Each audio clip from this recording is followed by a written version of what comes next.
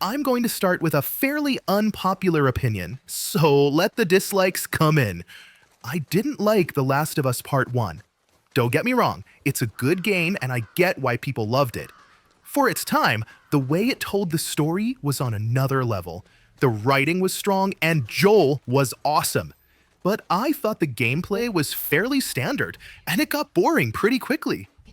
The Last of Us Part 2, on the other hand, is one of my favorite games of all time, alongside Zelda Tears of the Kingdom and the Mass Effect trilogy. In this video, I'll tell you why. As always, you can find timestamps in the description. I don't want to waste your time. On the surface, this looks like a fairly standard, story-driven third-person survival shooter. You go through semi-open levels, kill everything in your path, and scavenge for resources to craft medkits, traps, and more.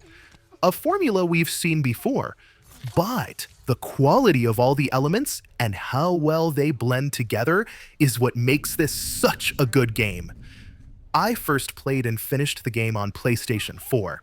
Now, I'm replaying it on PC, and I'm about 10 hours in. I haven't tried the no-return survival mode yet.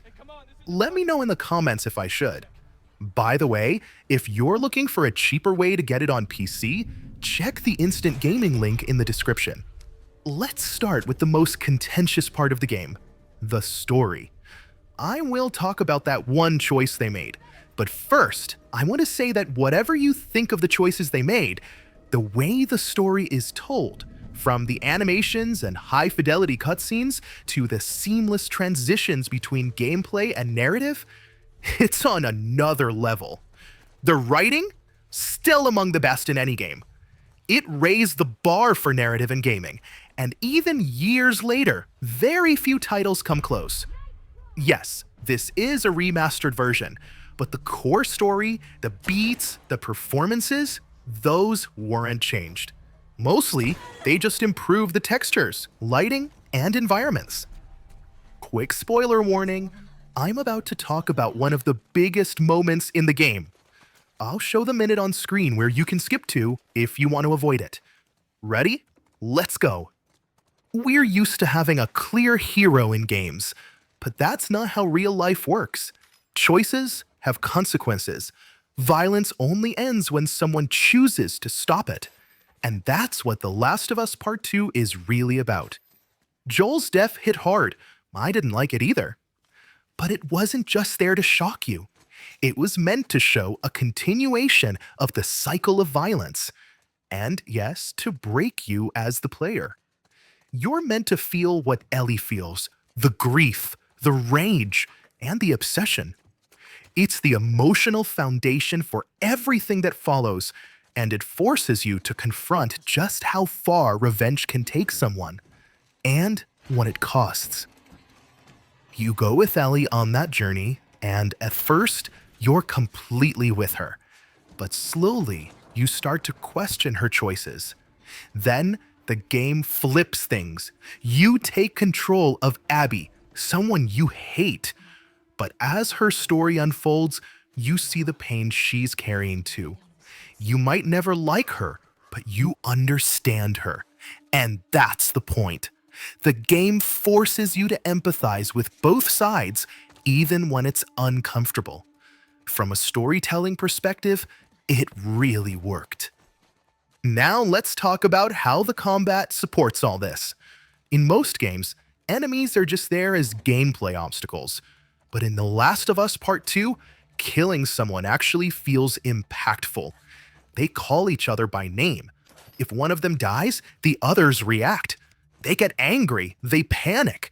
The fights feel dynamic, more like chaos than routine.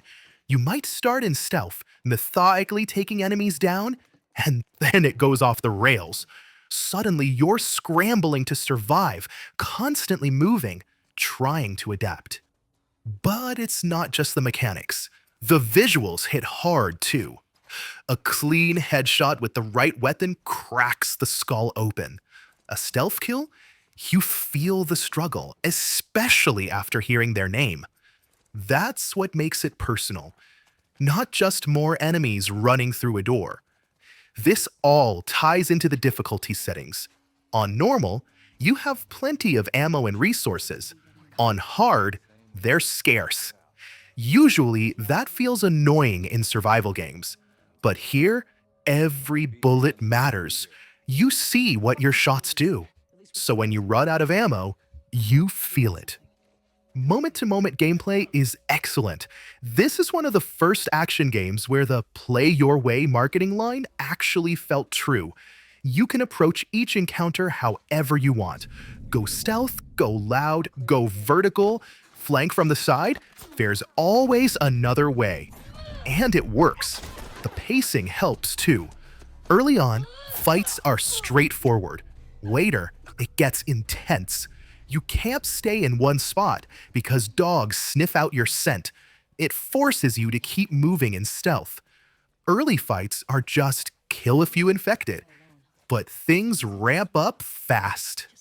Okay, this might have gotten a bit messy, so let's summarize and bring it all together. The Last of Us Part 2 is a cinematic, story-driven third-person shooter that executes every element on a high level. The writing is strong, the production quality is top tier, and the gameplay is dynamic, brutal, and constantly engaging. Even this paragraph doesn't do it justice. There's really nothing else like it. Everything works together, and the whole experience feels cohesive. It's a must-play. If you didn't like Part 1, maybe just read a recap and dive into this one. If you've been holding out, don't. Give it a shot. That's it. If you liked the video, hit like and maybe subscribe. Either way, thanks so much for watching, and I'll catch you in the next one.